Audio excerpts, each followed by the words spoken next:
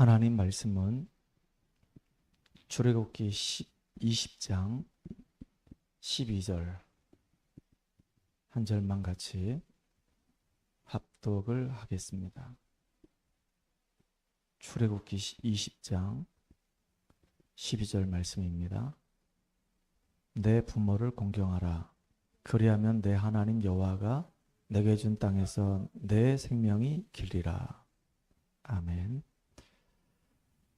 오늘은 10계명 중에서 5번째 계명이 되는 내 부모를 공경하라 라고 하는 제목으로 같이 말씀을 나누도록 하겠습니다.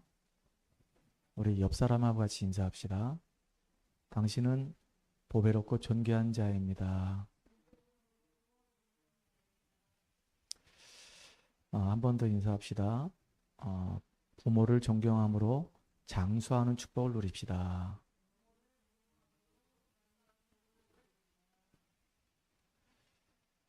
이스라엘 민족이 애굽에서 400년 동안 비참하게 종살이를 하게 됐습니다.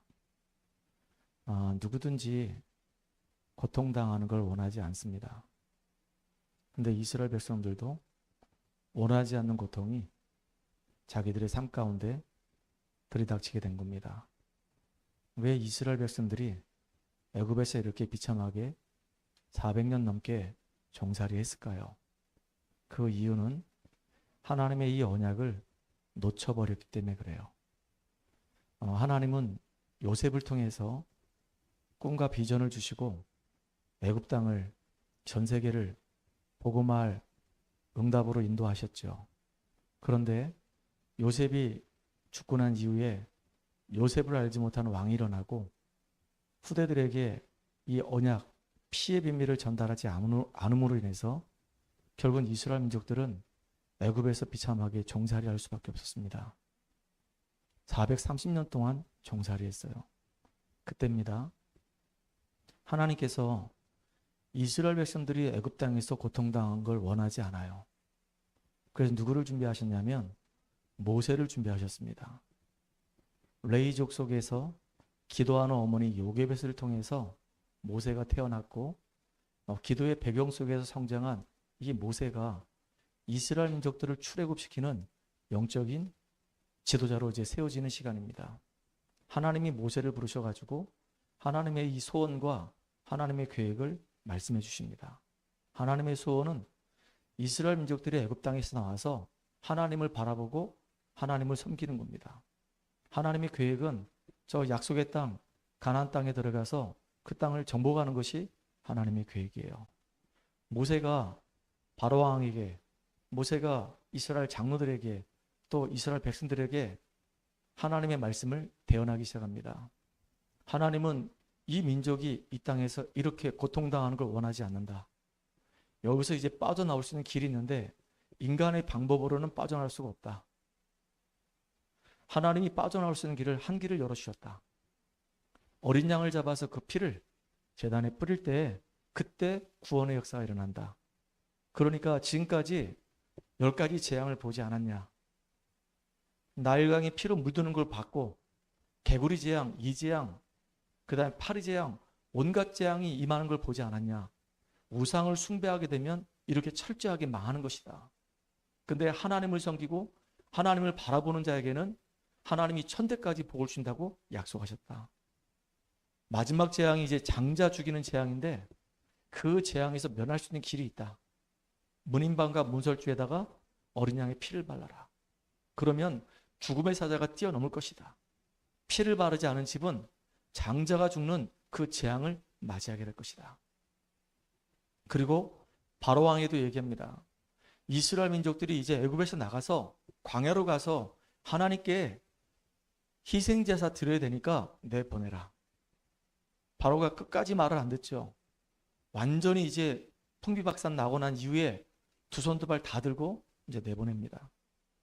그렇게 이제 이스라엘 민족들은 유월절에 어린 양의 피를 바르고 애굽에서 출애굽하는 구원의 이 어마어마한 축복을 받게 되는 거예요. 그 이스라엘 백성들을 하나님이 시내산으로 불러 모으십니다. 모세가 은혜 받았던 산, 모세에게 하나님의 계획을 알려주셨던 산, 하나님을 만나고 하나님 능력을 체험했던 그 신의 산으로 이스라엘 백성들을 전부 다 불러 모으는 겁니다. 거기서 하나님이 이제 모세에게 십계명을 주세요. 두 돌판을 주시는 겁니다. 한쪽은 하나님을 어떻게 섬길 것인지, 한쪽은 인간들과의 관계를 어떻게 형성할 것인지, 이 두 돌판을 주시는 겁니다. 그러니까 쉽게 말하면 하나님 사랑, 인간 사랑. 우리 영적인 존재는, 우리 인간은 하나님과의 관계가 먼저 회복돼야지만이 인간과의 관계도 회복된단 말이에요. 하나님과의 관계가 끊어졌기 때문에 인간 세계 속에 심각한 문제가 오는 겁니다. 그래서 하나님이 한쪽 돌판에는 하나님과의 관계를 회복하는 길을 기록해 주셨단 말이에요. 그게 1계명부터 시작해서 4계명까지입니다. 첫 번째 계명이 나 외에 다른 신을 섬기지 말아라. 다른 신은 하나님이 아니다. 귀신이다. 그 신들을 섬기게 되면 결국은 그 더러운 귀신들에게 잡혀가지고 망할 수밖에 없으니까 다른 신 섬기지 말아라. 두 번째 계명은 우상에게 절하지 말고 우상을 섬기지 말아라. 우상 숭배하면 철저히 망하니까, 사단에게 놀아나니까 우상을 만들지도 말고 절하지도 말고 섬기지도 말라. 세 번째 계명은 내 이름을 망령되이 일컫지 말아라. 여호와의 이름은 축복된 이름이고 구별된 이름이니까 이 이름을 망령되이 일컫지 말고 거룩하게 구별해서 그 이름을 이용해서 기도해라. 그 네 번째 계명이 안식일을 지켜라. 이게 구원받은 이제 하나님의 백성들이 하나님께 온전하게 예배드릴 수 있는, 그래서 은혜 받고 영적인 힘을 얻을 수 있는, 하나님과의 모든 관계를 회복할 수 있는 길을 우리에게 제시해 주시는 겁니다. 이게 하나님의 사랑이에요. 하나님 바라봐라. 다른 거 바라보지 말아라. 여호와의 이름을, 예수의 이름을 거룩하게 여겨라. 그리고 안식일을 지켜라. 예배를 드리면서 영적인 힘 얻고 이제 이 땅을 다스리고 정복해라. 이게 약속 있는 계명이란 말이에요. 그리고 또 한편의 돌판에는 그 첫 번째, 다섯 번째 계명부터 시작해서 10번째 계명까지는 사랑과의 관계를 얘기하신단 말이에요. 인간 사랑이죠. 그 중에 첫 번째 계명이 바로 뭐냐면 내 부모를 공경하라 라고 하는 계명이 있어요. 오늘 본문에도 보니까 뭐라고 되어 있죠? 내 부모를 공경하라. 그리하면 내 하나님 여호와가 내게 준 땅에서 네 생명이 길리라. 다시 말하면 부모를 공경하게 되면 장수하리라. 이렇게 되어 있단 말이에요. 저는 예수를 늦게 믿었습니다. 군대 가서 예수를 늦게 믿었기 때문에 하나님 말씀하고 저하고는 잘 친하지 않았었어요. 그러다가 어느 날 제가 예수를 믿게 되고 이제 십계명도 알게 됐습니다. 그러면서 내 부모를 공경하라 라고 했을 때 공경하라 이 말이 무슨 말일까 라고 생각하다가 그때 당시에는 어리니까 어린 마음에 부모님 말씀을 잘 들으란 얘기인가 보다 이렇게 생각했단 말이에요. 근데 제가 이제 결혼을 하게 되고 이제 또 자녀를 키우다 보니까 부모의 말씀을 우리가 잘 듣는 것도 물론 중요하지만 부모를 공경한다는 말이 이런 뜻이 아니었구나 이런 생각들이 들었어요. 진짜 부모를 공경하라 그 말은 뭐냐면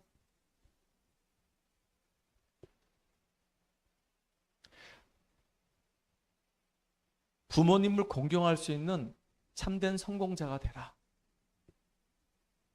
그렇게 제 마음속에 다가오더라고요. 제가 이제 어렵게 고등학교 과정을 거치면서 안 좋은 길도 걸어봤고 부모님들에게 근심거리가 되기도 했었습니다. 또 가정 환경이 너무 어려웠기 때문에 집안에서 공부할 수 있는 그런 배경도 여건도 아무것도 안 됐단 말이에요. 그러니까 공부하고는 거의 담을 싸고 살았죠. 그러다 보니까 나쁜 길은 아닌데 약간 탈선도 해가지고 부모님에게는 조금 근심도 되고 걱정도 되는 그런 인물이 바로 저였었습니다.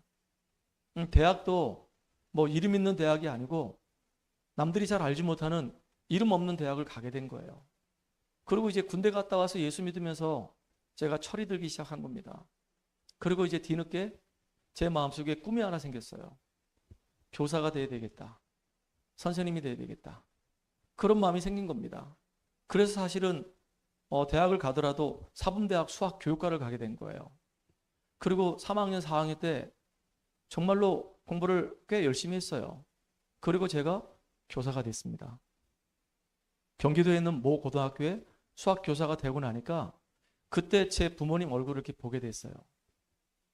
부모님을 얼굴 보니까 얼굴이 확 펴가지고 자랑거리가 되더라고요.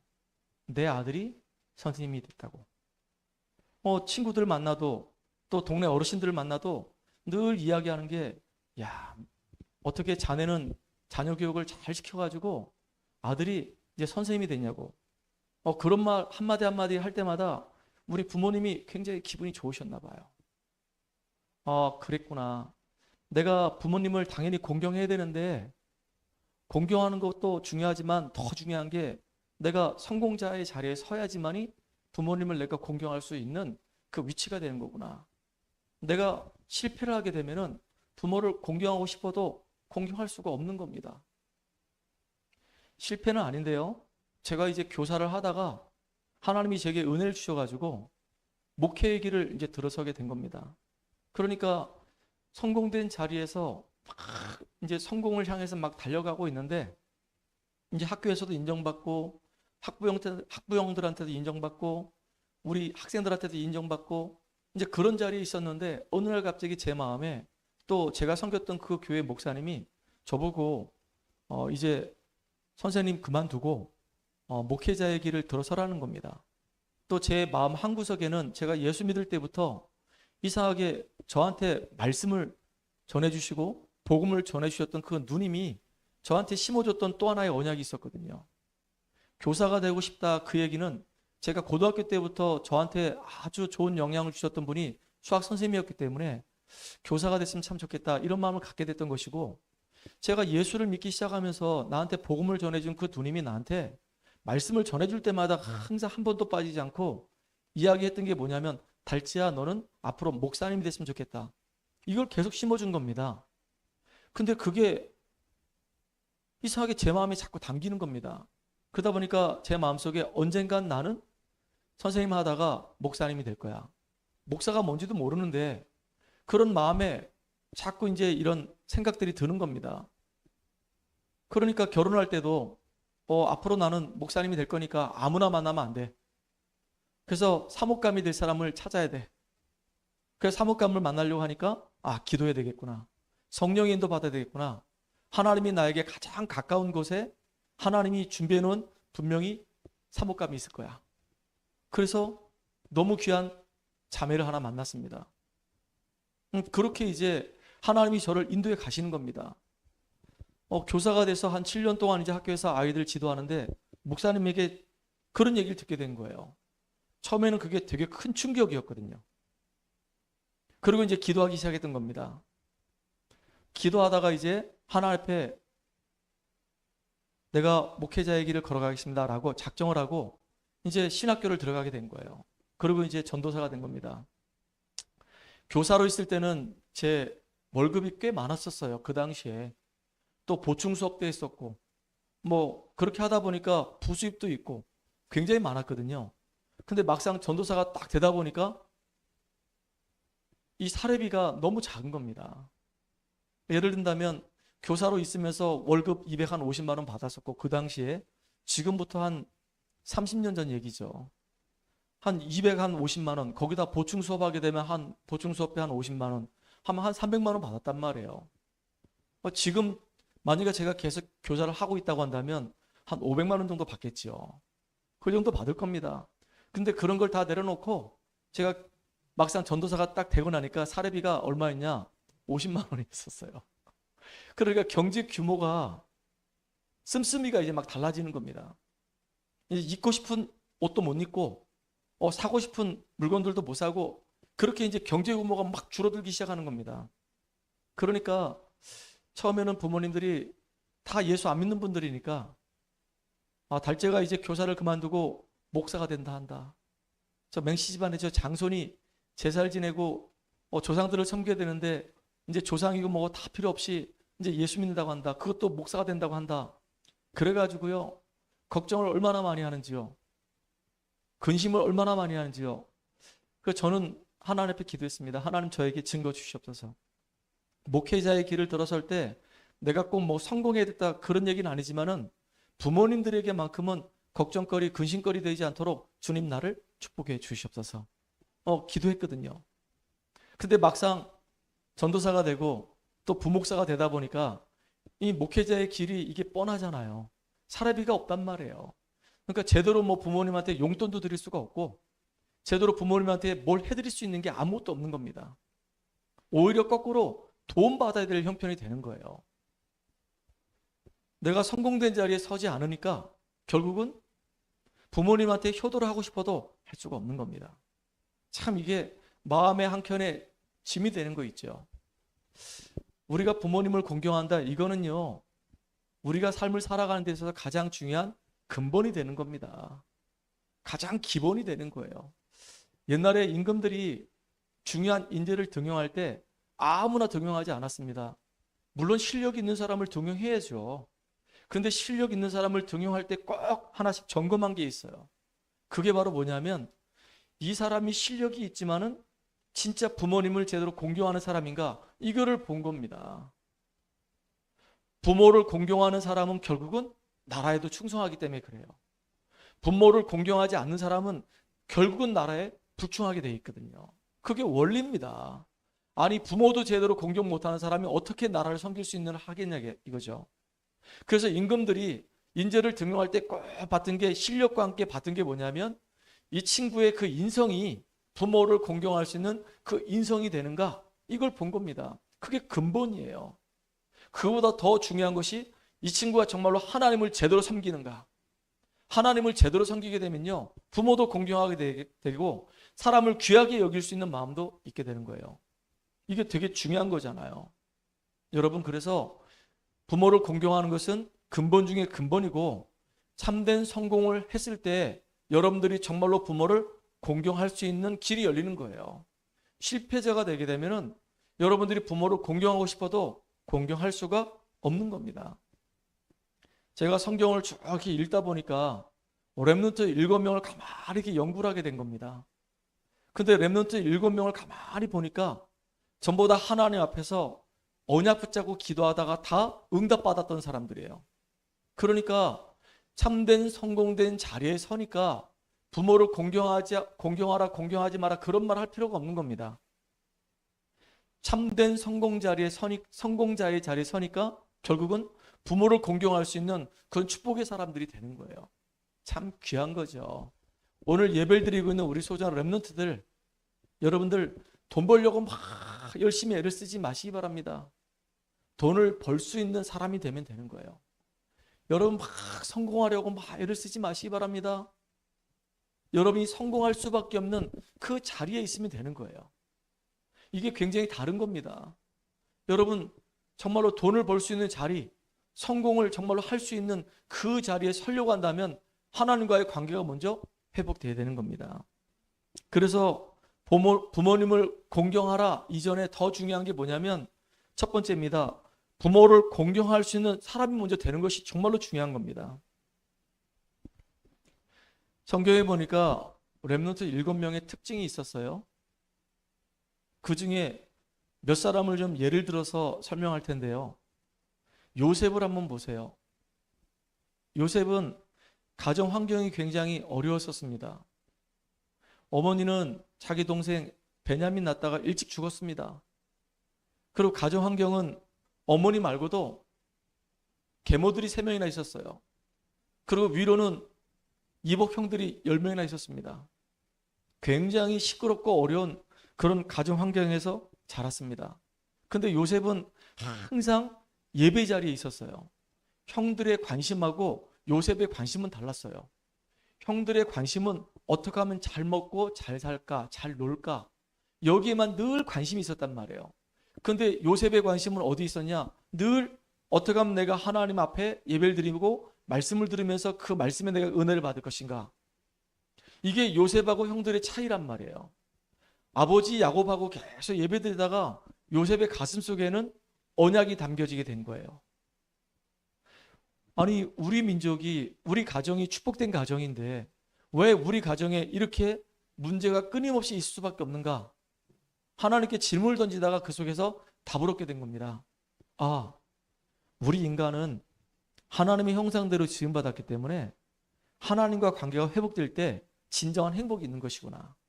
근데 하나님과의 관계가 회복되지 않으면 결국은 사단에게 딱 붙들린 바 돼서 사단의 놀이터가 될 수밖에 없구나. 그래서 하나님은 사단에게 이길 수 있는, 사단에게서 빠져나올 수 있는 처음부터 피의 언약을 우리에게 주셨구나. 우리 조상 이 아담과 하와가 하나님과 함께할 때 가장 행복했는데 이 사단의 유혹을 받아서 모든 축복을 다 잃어버렸구나. 그래서 하나님은 원래의 그 축복을 회복하게 하시려고 여자의 후손, 이 메시아의 이 언약을 주셨고, 메시아 오실 때까지 양을 잡아서 그 피를 제단에 뿌리라고 하나님이 말씀을 주셨구나. 그래, 이 말씀을 붙잡아야지 내가 사는 것이다. 우리 가정의 문제 가만히 보니까 하나님과 함께하는 그 축복을 누려야 되는데 그 축복을 누리지 못하고 이 사단에게 속아서 결국은 하나님 떠나가지고 육신적인 삶을 살아가다 보니까 결국은 집안에 끊임없는 문제가 올 수밖에 없는 것이구나. 이 문제를, 이 저주를 끝낼 수 있는 비밀은 그리스도밖에 없다. 피의 언약밖에 없다. 이게 요셉의 가슴 속에 가정의 문제를 통해서, 가정의 이 환경을 통해서 확실하게 이 언약이 각인돼 버린 겁니다. 근데 예배를 드리다 보니까 눈이 자꾸 열리는 거예요. 눈이 열리는데 야, 이게 우리 가정의 문제뿐만 아니고 이게 온 세계의 문제다. 모든 사람들이 다 하나님의 형상대로 지음받았는데 하나님과 함께하는 복을 누려야 되는데 사단에게 속아서 죄를 짓고 다 하나님 떠나가지고 하나님과 전혀 관계없이 망해가는 인생을 살고 있구나. 저들에게 정말로 필요한 게 뭘까? 진짜 저들에게는 이 피의 비밀이 필요하구나. 하나님이 그래서 이 비밀을 말하게 하시려고, 이 비밀을 증거하게 하시려고 나로 하여금 먼저 이 피의 비밀을 깨닫게 하셨구나. 나는 축복의 사람이구나. 나는 이 피의 언약을 전달할 축복의 사람이구나. 우리 가정을 살려내고 우리 가문을 살려내고 더 나아가서 이 민족을 살려낼 축복의 사람이 바로 나구나. 이걸 깨달을 때요, 그때 하나님이 요셉에게 꿈을 꾸게 하시는 겁니다. 요셉에게 해와 달과 11별이 내게 절하더이다.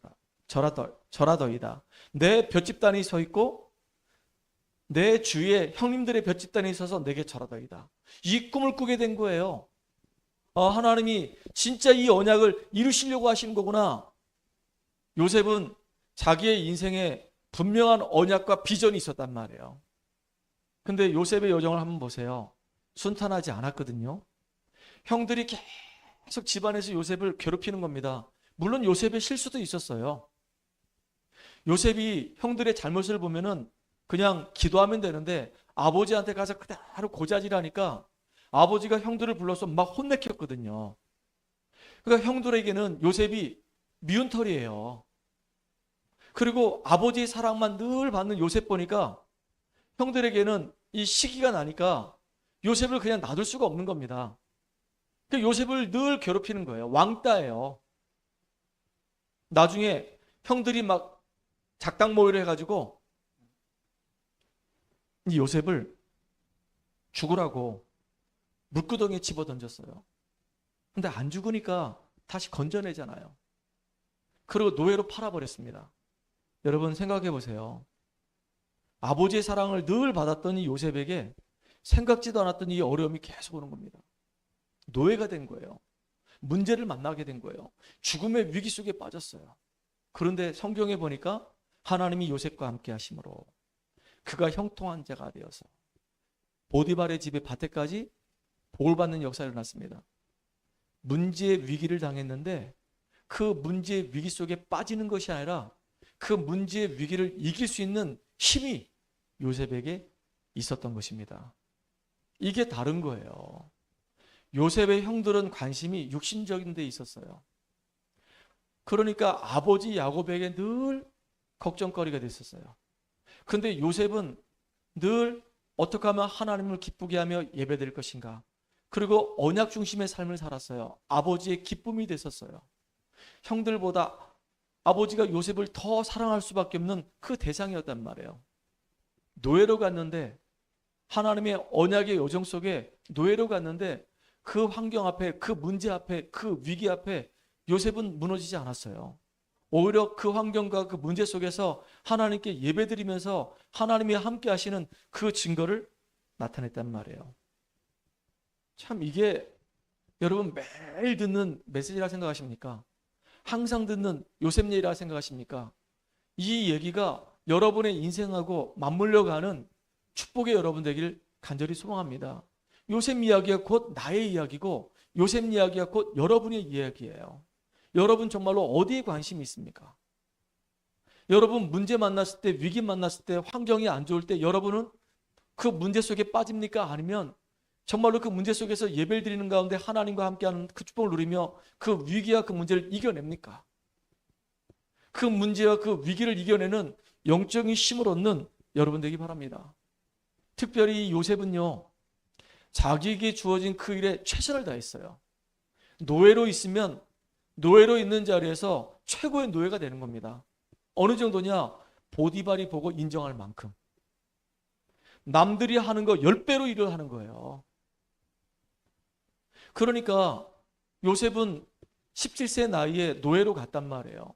노예 경험도 없었어요. 그런데 노예로 가서 하나님께 예배드리고 그 현장에서 자기에게 주어진 그 작은 일에 최선을 다하는 겁니다. 보디발이 보고요, 알았어요. 이상하게 요셉에게 뭘 맡기면 이상하게 일이 술술술 다 풀려버려. 나중에 어느 정도까지 요셉이 보디발에 인정받았냐? 가정 총무 세울 만큼. 이렇게 자기에게 주어진 일에 최고의 노예가 된 겁니다. 최고의 축복을 누렸던 겁니다.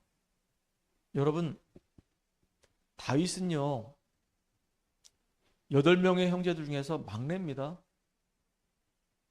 근데 다윗은 마음에 늘 관심이 늘 하나님이었었어요. 예배 중심이었었어요. 그리고 그 속에서 받은 그 은혜를 늘 글로 기록했어요. 그리고 그걸 시로 쓰고 그거를 자기가 수금과 비파를 치면서 하나님을 늘 찬양했습니다. 그랬던 이 다윗에게 어느 날 사무엘이 찾아옵니다. 그 머리에 딱 기름 부으면서 너는 앞으로 이스라엘 왕이 될 것이다. 자기가 뭐가 될 것인지 알게 되는 겁니다. 어린 나이였지만, 아니 지금 왕이 있는데요? 사울 왕이 있는데요? 하나님이 그 사울 왕을 불러가시고 그 다음에 왕을 너를 세울 거야.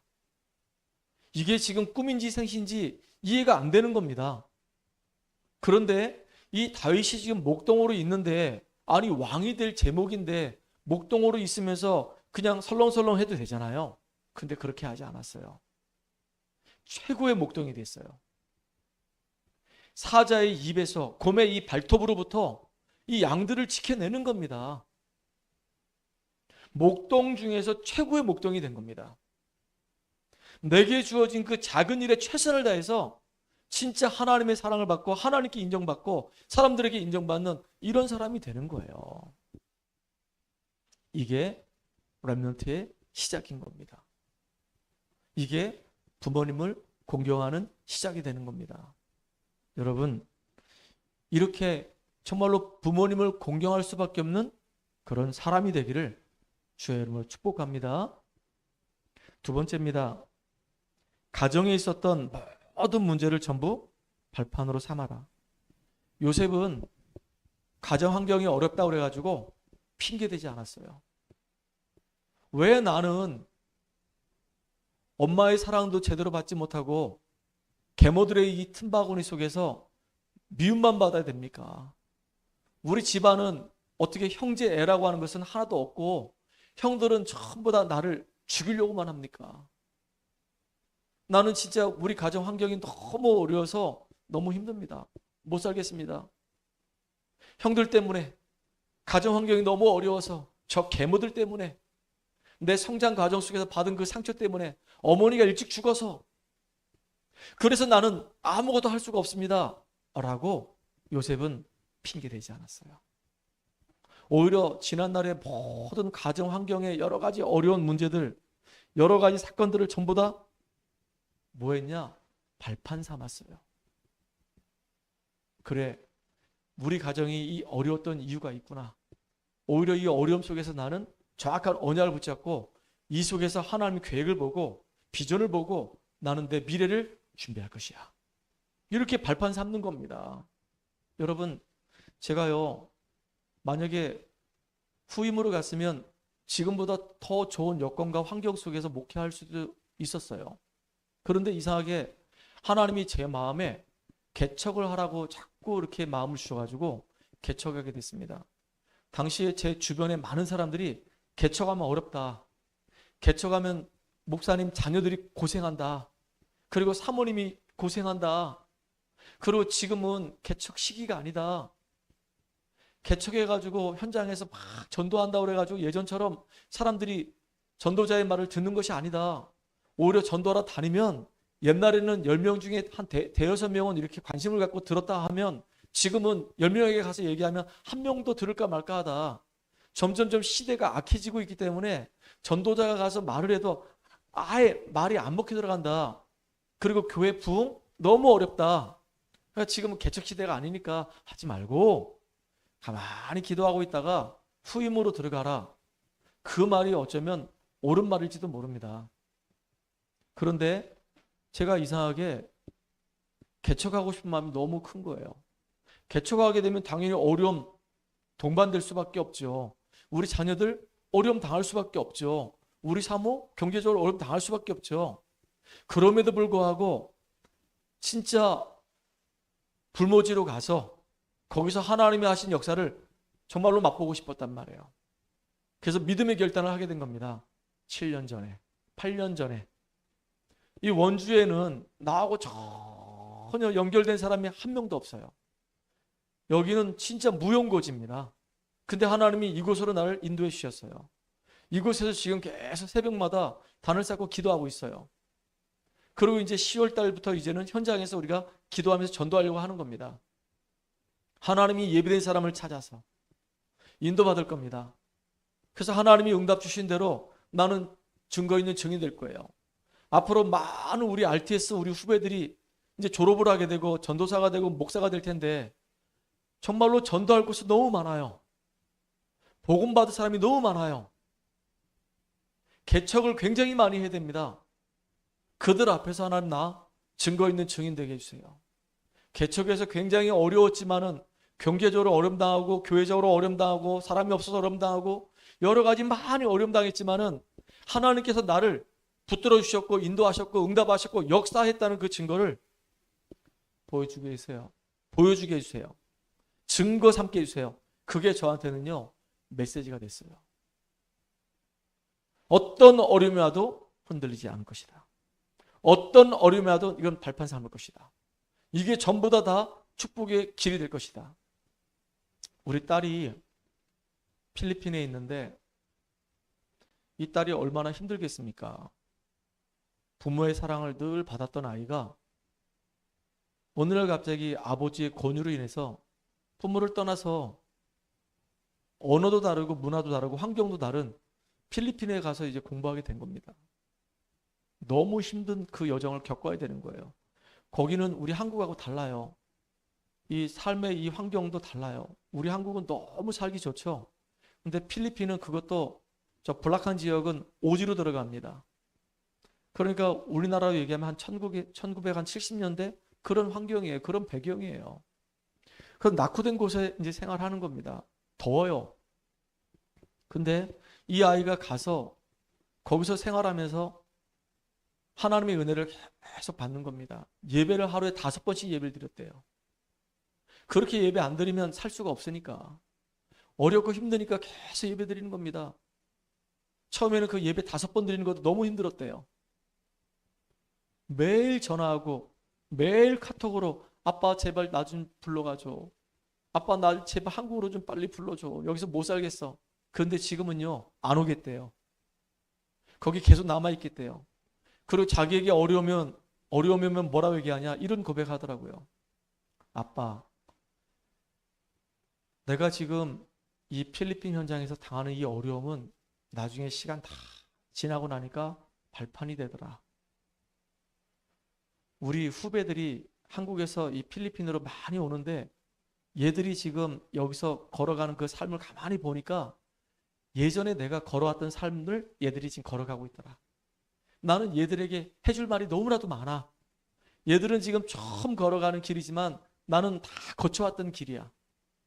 내가 겪었던 길이야. 내가 아파했고, 내가 기도하다 응답받았고, 내가 그러면서 전부 다 기록했던 길이야. 그래서 난 얘들한테 전부 다 내가 증인을 써가지고 이야기해 줄 수가 있어. 그렇게 어려울 때는 나는 이렇게 인도받았다. 하나님이 그렇게 어려울 때는 나는 이렇게 축복하셨다. 난 다 얘기할 수 있어. 그 어려웠던 모든 것들이 지나고 보니까 싹 다 발판이야. 그게 전부 다 나한테는 다른 사람 살리는 메시지가 되었어. 여러분 가정에 여러 가지 어려움이 있을 수 있습니다. 여러분 가정에 여러 가지 문제 있을 수 있습니다.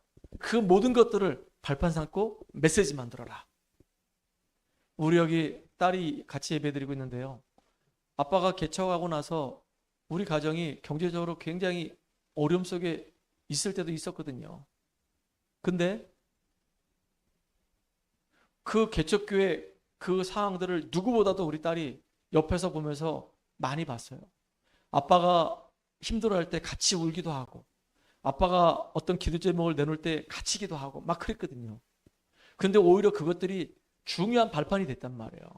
그게 우리 딸들에게 중요한 메시지가 되기를 간절히 소망합니다. 우리 성도들도 마찬가지입니다. 교회가 어려움 당하니까 떠나는 사람이 있어요. 근데 교회가 어려움 당할 때 같이 정말로 함께 하면서 기도하는 사람이 있단 말이에요. 지금 여기 있는 남은 자들이 바로 그런 사람들이에요.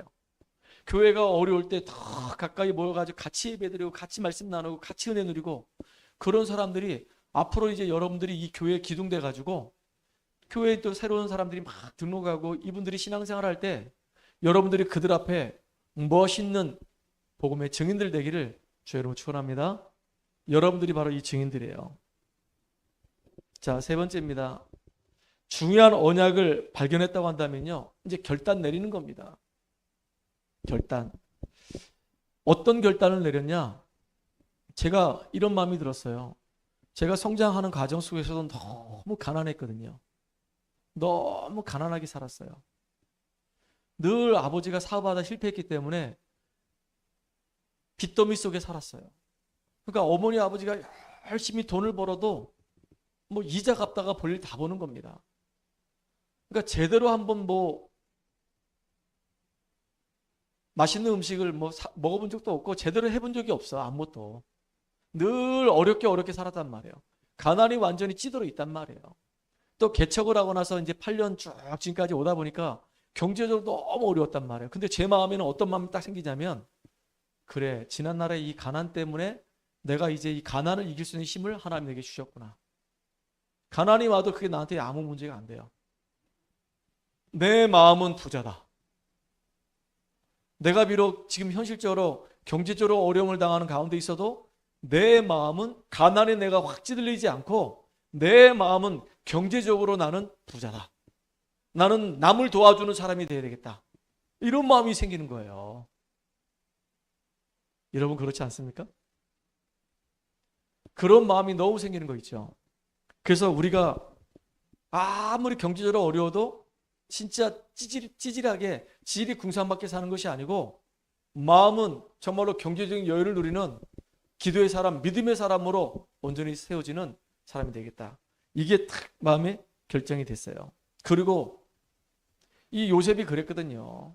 나는 형들을 원망하지 않을 것이다. 나는 이 가정을 탓하지 않을 것이다. 나는 나를 힘들게 했던 저 사람들을 원망하지 않을 것이다. 나는 세계복음할 언약의 사람이기 때문에 흔들리지 않을 것이다. 나는 어떤 현장이 있더라도 나는 증거 있는 증인을 할 것이다. 내가 노예로 가도, 내가 누명수 감옥 가도 내가 절대 사람 원망하지 않겠다. 어떻게 저 보디발 부인이 나를 누명을 씌워가지고 감옥 보낼 수 있냐? 내가 정말로 저 사람 탓하지 않겠다. 나는 사람을 죽이는 사람이 아니고 어떤 사람이든 간에 나는 사람을 살리는 사람이 될 것이다. 요셉이 그랬어요. 요셉은 정말로 그 인생의 여정을 보니까 사람을 죽이는 사람이 아니고 사람을 살린 사람이 됐어요. 나중에 자기 아버지 야곱이 죽었을 때 얼마나 통곡합니까? 대성통곡을 하는 겁니다. 그때 형들이요 얼마나 놀랐는지요. 이제 아버지가 죽었으니까 끝났다. 아버지가 살아있을 동안에는 아버지 때문에 저 요셉이 우리 형제들을 보호했지, 이제는 아버지가 죽고 나면 우리는 이제 저 요셉에게 이제 죽음 당하는 것이다. 벌벌 떨고 있을 때 요셉이 형들 앞에 가서 뭐라 얘기하냐? 형님들, 나를 팔았다고 해서 한탄하지 마소서. 형님들 앞서서 우리 가정과 가문을 살려내기 위해서 하나님 나를 먼저 구원의 축복된 길로 인도하셨나이다. 그리고 형님들 자녀들 내가 다 책임지겠습니다. 이렇게 살린자의 역할을 감당했어요. 그때까지 내가 이제 성공자의 자리에 서서 내 살린 자리에 설 때까지 나는 인도받을 것이다. 완전히 결단 내렸단 말이에요. 참 이게 축복된 사람이에요. 여러분 보세요. 요셉이 애굽의 총리가 됐어요. 완전히 온 땅에 기근이 생겼어요. 그래가지고 나중에 요셉의 형들도 먹을 게 없으니까 애굽까지 와가지고 쌀을 좀 달라고 돈을 들고 온 거란 말이에요. 근데 보니까 요셉이 이제 총리가 딱 되어 있거든요. 여러 번 왔다 갔다 하면서 이제 나중에는 요셉이 얘기하잖아요. 형님들, 내가 요셉입니다. 아버지는 건강하게 잘 계십니까? 형님들이 너무 놀래가지고요, 아버지 야곱한테 가서 얘기하는 겁니다. 아버지, 야곱이 살아 있었고 애굽의 총리로 있습니다. 그 야곱이 지금 아버지하고 우리 모든 식솔들을 다 애굽으로 오라고 초대했습니다. 야곱이 가슴이 막 뛰기 시작하는 겁니다. 죽은 줄만 알았는데 그 야곱이 지금 살아있는데 그지로 있는 것도 아니고 야곱이 지금 애굽의 총리로 있다는 겁니다. 그 야곱이 지금 그 요셉이 아버지 야곱과 그 형제들과 그 가족들을 초대했다는 거예요. 그 짐을 다 바리바리 싸들고 이제 애굽으로 내려오는 겁니다. 그때 야곱의 그 기쁨과 그 마음은 어떻겠습니까? 야곱이 살아있던 것도 너무 감사하고 애굽의 총리가 됐다는 것도 너무 충격인 겁니다. 야곱이 왔다는 얘기를 듣고 그 바로왕이 이제 맞이하러 가잖아요. 다 초대하잖아요. 그때 이 야곱이 바로왕을 만나자마자 막 바로 그 머리에 딱 손을 얹고 축복하는 겁니다. 만약에 야곱이 자기 아들 요셉이 총리가 안 됐다면, 그 애굽에 거지로 살고 있다면 바로왕 앞에 손을 얹고 축복할 수 있었겠습니까? 못했겠죠. 그런데 완전히 바로왕이 신임하는 애굽의 총리가 되다 보니까 야곱도 너무 이게 감사한 겁니다. 이게 야곱에게 너무 기쁨이 되는 거예요. 어느 정도냐? 바로왕이 지금 요셉과 그 모든 가족들을 다 초대했는데 그 자리에 가서 바로왕 머리에 딱 손을 얹고 축복할 만큼 이게 진정한 효도가 되는 겁니다. 여러분 정말로 축복된 여러분 되기 바랍니다. 그래서 참된 성공을 하게 되면요, 효도가 되어지는 거예요. 골리앗을 꺾어버린 이 다윗 보세요. 나중에 사울왕이 불러서 물어보잖아요. 네가 누구냐? 라고 물어보는 겁니다. 그때 주의 종 베들레헴 사람 이새의 아들 다윗입니다 라고 얘기해요. 그러니까 아무도 이 골리앗 앞에 나가지 못하고 있을 때 심부름 갔던 이 다윗이 골리앗의 얘기를 듣고 너무 막 이게 의로운 분노가 막 임하는 겁니다. 그래서 형들한테 얘기했더니 네가 어릴 때부터 교만했다 얘기하고 아예 그냥 말을 들을 생각도 안 하는 겁니다. 그래서 군대 장관한테 가잖아요. 가서 내가 저 골리앗과 싸우겠다고 꼬마가 와서, 그러니까 이게 기가 찬 겁니다. 내가 양을 치고 있을 때 사자의 이 입에서, 이 곰의 이 발톱에서 양을 건졌고 사자의 입을 찢어버렸다고. 그러니까 저 골리앗도 내가 꺾을 수 있다고, 하나님이 나와 함께 하시면 사자를 꺾고 곰을 꺾었던 것처럼 저 골리앗도 꺾게 하실 것이라고. 그러니까 그냥 보낼 수가 없잖아요. 그 사울왕한테 데려간 겁니다. 사울왕이 기가 찬 겁니다. 장군들도 안 나가는데 다 벌벌 떨고 있는데 이 어린 꼬마가 믿음을 고백하면서 나가겠다는 겁니다. 근데 얘기를 들어보니까 보통 얘기가 아니거든요. 갑옷을 입혔는데 맞는 갑옷이 하나도 없어. 그거 다 벗고, 거추장스러우니까 다 벗고 그냥 목동 옷으로 입고 나가는 겁니다. 돌 들고. 한 방울에 그냥 골리앗 꺾어버렸어요. 난리가 난 겁니다. 난리가. 그럴 때 이제 사울 왕이 물어보는 겁니다. 너는 누구냐? 주의 종 베들레헴 사람 이새의 아들입니다. 이 보통 말이 아니잖아요. 하나님께 영광 돌리고 자기 지역에 영광이 돌아가고 자기 부모에게 영광이 돌아가는 거예요. 이런 축복을 누리는 저와 여러분 되기 바랍니다. 그래서 렘넌트 7명의 특징들을 보게 되면요, 절대 핑계대지 않았어요. 가정의 이 환경 때문에 핑계대지 않았고, 특별히 일반 사람들이 생각하는 그 생각 이상의 생각들을 했단 말이에요. 요셉은 형들하고 달랐어요. 다윗의 형들하고 생각이 달랐습니다. 그 당시에 사람들의 생각하고 달랐어요. 그들이 가지고 있는 그 생각의 이상을 언약 안에서 갖고 싶단 말이에요. 그리고 우리 인간은 반드시 한계가 오는데 그 한계에 넘어지지 않고 하나님 능력을, 영적인 힘을 가지고 그 한계를 뛰어넘어서 하나님께 영광 돌리고 부모에게 영광 돌리고 그런 주역으로 쓰임받았습니다. 여러분, 이런 축복의 주인공 되기를 주의 이름으로 축복합니다. 오늘 5계명 얘기했습니다. 내 부모를 공경하라고 했습니다. 누구나 다 부모님을 공경하고 싶어 합니다. 근데 공경하고 싶다고 해서, 공경한다고 해서 공경이 되는 게 아닙니다. 효도가 되는 게 아닙니다. 진짜 여러분이 참 성공된 자리에 서게 되면 공경도 되어지고 또 효도도 되어지는 겁니다.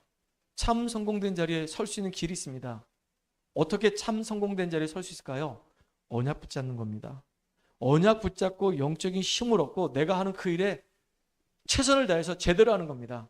그래서 하나님 능력을 나타내고 오히려 그 속에서, 문제 속에서, 어려움 속에서 발판 삼아가지고 이제는요, 최고로 복음 증거할 수 있는 전도자로 쓰임받는 여러분 되기를 주의 이름으로 축복합니다. 하나님 감사합니다. 오늘 우리가 하나님 앞에 5계명을 같이 나누었습니다. 하나님, 정말로 우리 인간에게 있어서 가장 첫 번째 계명이 부모를 공경하는 것인데, 우리가 정말로 하나님 앞에 언약 안에서 참 성공자가 되어서 부모님에게 효도할 수 있는 진정한 효도하는 자가 될 수 있도록 주님 역사해 주시되, 내가 하는 모든 일, 어려움들이 발판되어지고 복음 제대로 증거할 수 있는 믿음의 사람으로 설 수 있도록 주님이 축복해 주시옵소서. 예수님의 이름으로 감사하며 기도합나이다. 아멘.